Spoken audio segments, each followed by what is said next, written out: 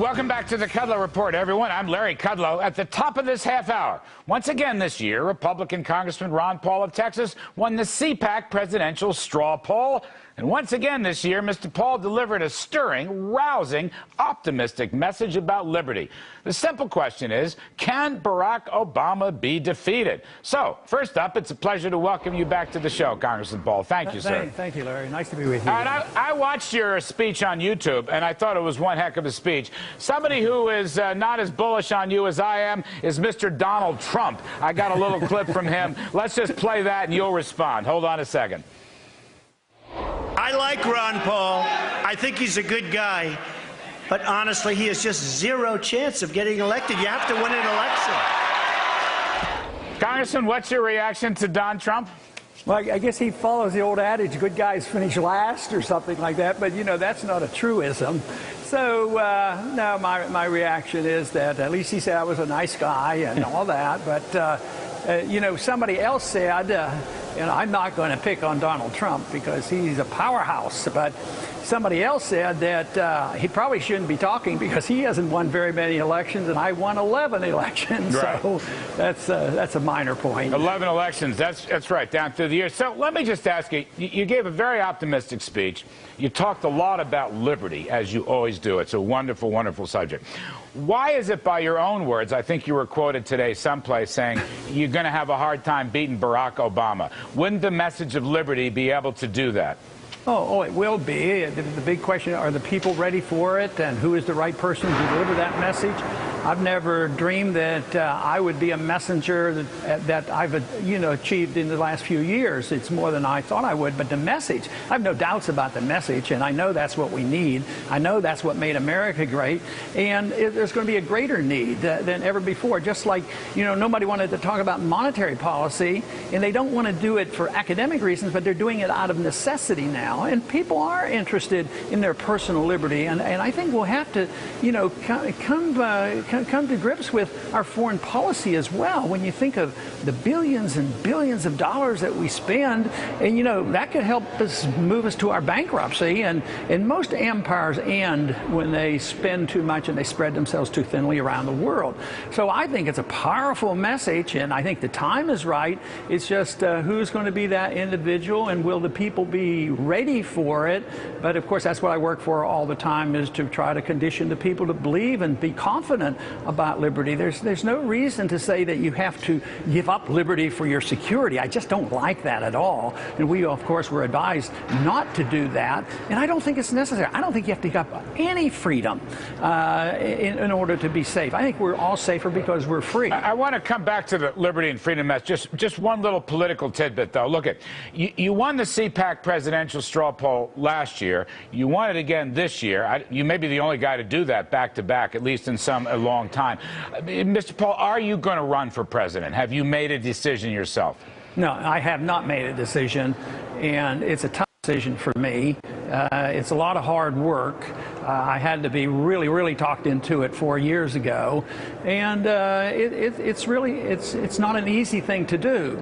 I do feel obligated that, especially when I talk to the young people, because they get enthusiastic, they like this message, and I sort of feel some obligation.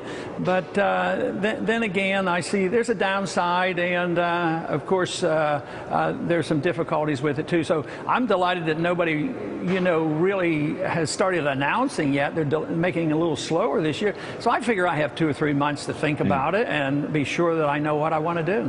One of the interesting points you made, coming back to the freedom and liberty theme, you said in your speech, people should give 10% of their income to the government, just pay that, and don't ask for anything else. Could you expand on that thought? Is that like a 10% flat tax, but that's it, nothing more, no benefits, no nothing? In a way, that's rhetorical, but because it doesn't fit what I've said before, because, you know, I've said that I don't even like any income tax. But that might be my moderate pitch at that moment was, you know, we're sick and tired of the government. We're always complaining they can't deliver the goods. But maybe we ought to allow this opt-out. You know, we'd like to opt out of this Obamacare. So why don't we have the chance to opt out of the whole system and say that the maximum they can take from our income is 10%, but then we don't take any benefits. No student loan loans, no Medicare, no Social Security, nothing. Just be on your own. And, you know, I think that would be pretty tempting. That young crowd didn't frown upon this. Don't you think if you were just starting your first job, Larry, that you might opt into a system like that and say, boy, 10%, I get to keep 90% of what I make? I'd opt into it even if this is my last job. That's how much I like the whole concept of, you know, that means private and personal responsibility. Let me ask you just a couple more things from your interesting speech. One of your key points is this country should stay out of other people's hair around the world. You were very strong on that, as you have been in the past. In Egypt, we backed the wrong guy, like we always do, the dictator, and he just got overturned. Would you abolish foreign assistance? Would you abolish foreign aid? Oh, yes, and I'm thinking very seriously in the next day or two if I can bring up an amendment to do that, to just have an amendment strike the provision for foreign aid for the four biggest countries that get foreign aid. No, I support that, and I think we should, because, you know, even though I was delighted with that revolt in Egypt, the people were standing up, but, you know, the fact that the army took it over and the guy that runs the army is the best friend of Mubarak, you know, I don't see a whole lot of optimism there, but it's great to see the people get fed up. But it took them 30 years because we were propping this guy up. So I think we should give up on that. I think, you know, the founders said we should be friends with countries, we should trade with them. I think we're better off trading and talking with China. When I was in high school, we were killing each other, you know, and I had friends and neighbors that were killed, you know, in that war. But it's much better to maybe argue about tariffs or something, you know, a little more benign than killing each other. So that's why I think we should be talking with people. And they said, not your enemies. Yeah, like I'd be trading with Cuba. Everybody else wants to trade with Cuba. Why shouldn't we have open trade? You know what's remarkable about the free traders here? I think they're a bit hypocritical.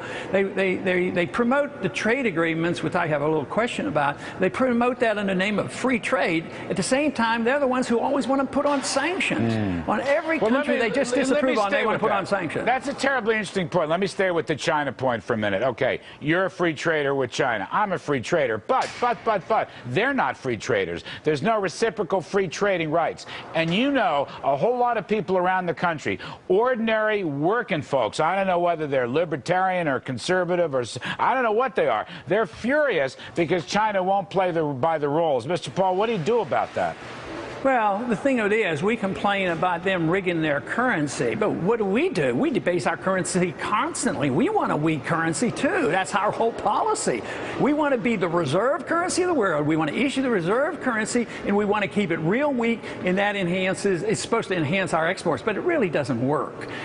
When a country doesn't follow the rules, let's say they undersell us. Milton Friedman was great on this. He says, you know, if they want to undersell us, take advantage of it. If they can sell you something cheaper, buy it and save your money and spend it on something else. The point is we're not competitive like we used to be, and it's not China's fault. We have too much taxes and too much regulation. We have a monetary system that causes a lot of confusion. We have the inflationary factor. If you got rid of all that and gave the incentives back to this country, I believe we could compete, and we wouldn't worry too much about the internal economic policies of China. All right, Congressman Ron Paul, again, congratulations. 2 straight years you won the CPAC straw poll for president. We appreciate your coming on, sir. See you soon. Thank you, Larry.